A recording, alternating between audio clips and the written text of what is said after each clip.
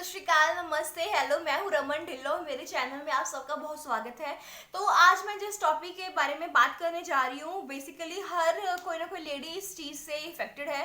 तो मैं बात करने वाली हूँ हार्मोनल इम्बैलेंस की। ओके, तो पहले हम जान लेते हैं कि हार्मोन्स होते क्या है। हार्मोन्स बेसिकली केमिकल्स होते हैं, ठीक है, जो कि कुछ स्पेशलिस्ट सेल्स बनाते हैं विद इन एंडोक्राइन ग्लैंड में, और ये रिलीज होते हैं हमारी ब्लड स्ट्रीम में। ओके, तो इनको केमिकल मैसेंजर्स भी बोलते हैं, जिनका काम होता है कि इंफॉर्मेशन को एक जगह से, एक ऑर्गन से दूसरे ऑर्गन में लेके जाना, तो इनको केमिकल मैसेंजर्स भी बोलते हैं।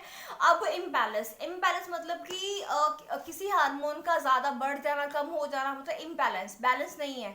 तो इस अगर हम इसके नाम से जाने तो इस चीज को हम बोलते हैं हार्मोनल इम्बैलेंस।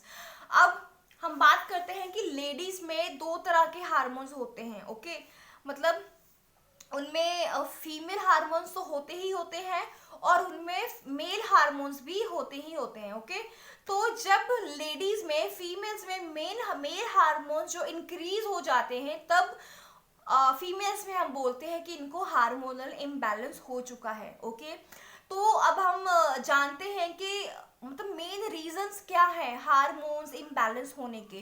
तो द वेरी मेन रीजन जो है वो है इसका पीसीओडी। ओके, अब अब सिम्टम्स क्या हैं कि हाँ इनको पीसीओडी है। अगर हम कैसे जान सकते हैं कि इस लेडी को पीसीओडी है, कि प्रॉब्लम है कि नहीं है, तो the very first symptom is weight gain. अगर किसी का वेट गेन हो रहा है, ओके, तो वेट गेन का मतलब क्या होता है कि जो आपका थायराइड, जो आपका जो हार्मोन होता है, वो आपका कम होता है।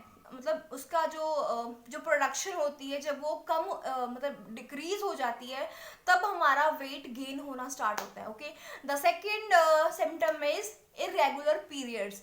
अब इरेगुलर पीरियड्स की प्रॉब्लम कब होती है, जैसे कि हमारी लेडीज की बॉडी में जब मेल हार्मोन्स बढ़ गए, या तो उनका जो पीरियड्स है वो बंद हो जाते हैं या इरेगुलर हो जाते हैं। अब बंद हो गए मतलब कि जब उसमें फीमेल हार्मोन्स ही नहीं रहे, मेल हार्मोन्स बढ़ गए, तो डेफिनेटली पीरियड्स बंद ही होंगे। Okay, the third one is क्या होता है कि थर्ड वन में जो आपको, ये आपका फेस होता है ना, यहाँ पे बाल आने स्टार्ट हो जाते हैं। ठीक है, बाल आते हैं हमारी इस जगह पे, हमारे इस जगह पे, ठीक है, ये सारे बाल आते हैं हमारी बॉडी में, मतलब फेस के ऊपर या बॉडी पे भी हो सकते हैं। ठीक है, and the fourth one is acne.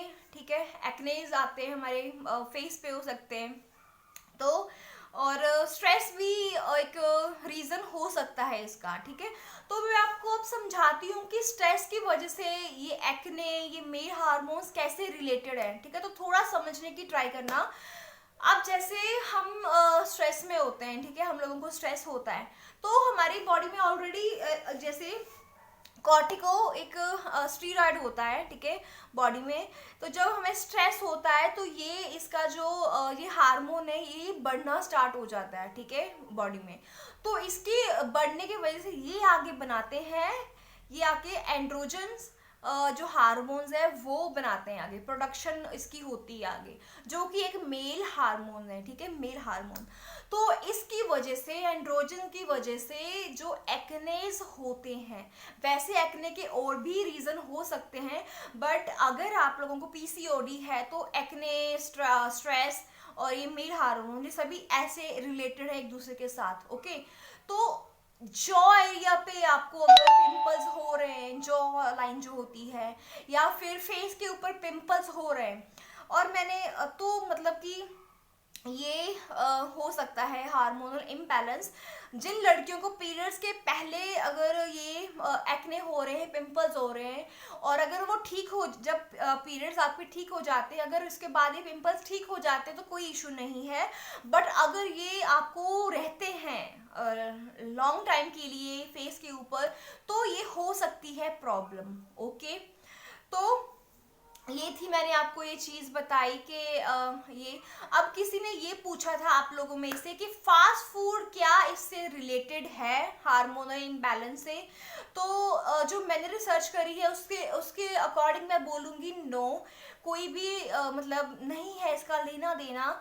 क्योंकि जो हम फास्ट फूड खाते हैं उसमें बेसिकली क्या होता है, ऑयल्स होते हैं, ट्रांस फैट होती है, सैचुरेटेड फैट होती है। ठीक है, मतलब कि अनहेल्दी फैट होती है। ठीक है, तो अनहेल्दी फैट होती है और टॉक्सिन्स होते हैं, तो उसका रिलेशन हमारे स्टमक से होता है, ठीक है। स्टमक में जाते हैं, टॉक्सिन्स इंक्रीज होते हैं हमारे, और उसके वजह से भी, क्योंकि ऑयली है तो उसकी वजह से भी एक्नेस होते हैं, ओके।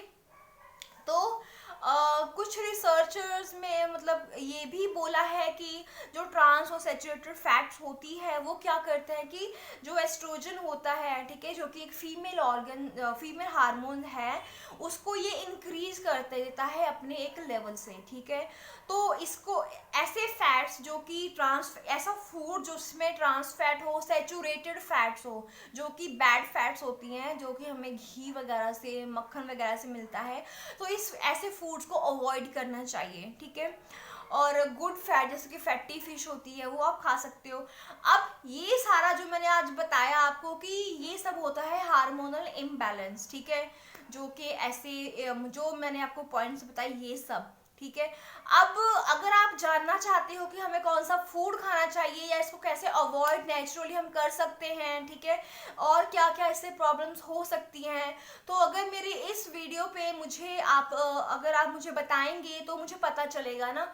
तो आप मुझे कमेंट सेक्शन में बताना कि आपको मेरी ये वीडियो कैसी लगी। अगर आप इसका सेकंड पार्ट चाहते हो जिसमें मैं बताऊंगी कि नेचुरल वे से आप इसको कैसे ट्रीट कर सकते हो, इसके और क्या क्या मतलब इफेक्ट, तो क्या क्या इसके साइड इफ़ेक्ट्स और हो सकते हैं, तो ये मैं आपको सब बताऊंगी नेक्स्ट वीडियो में, अगर आप डिमांड करोगे मेरे से। तो मिलते हैं नई वीडियो में, और मैं होप करती हूँ, आशा करती हूँ कि आपको मेरी ये वीडियो अच्छी लगी होगी। अगर आपको अच्छी लगी तो प्लीज़ कमेंट करके बताना, और ज़्यादा से ज़्यादा मेरी वीडियो शेयर करना, ओके। और जो मेरी वीडियो में न्यू है तो प्लीज़ मेरे चैनल को सब्सक्राइब कर लीजिए और hit the bell icon, so that मैं कोई भी वीडियो बनाऊँ तो उसका आपको नोटिफिकेशन आ जाए। तो मिलते हैं नेक्स्ट वीडियो में, तब तक मुझे दो इजाज़त, सत श्री अकाल।